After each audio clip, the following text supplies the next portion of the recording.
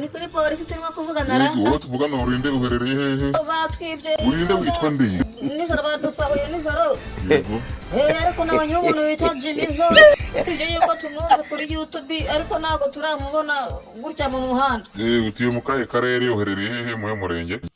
akarere k'uburasirazuba umurenge wa Kayonza mumerereye bose batwibye nta n'ikintu badusigaye nyamuneka uherereye hehe vuga amerekezo yawe neza ni Kayonza uwuhe murenge vuga umurenge muri Kayonza gusa namubonye afite isura yiwe namubonye ndamuzi kuri YouTube yitwa Jimizo Jimizo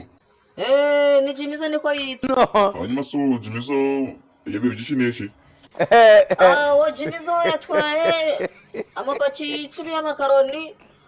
atwara akawunga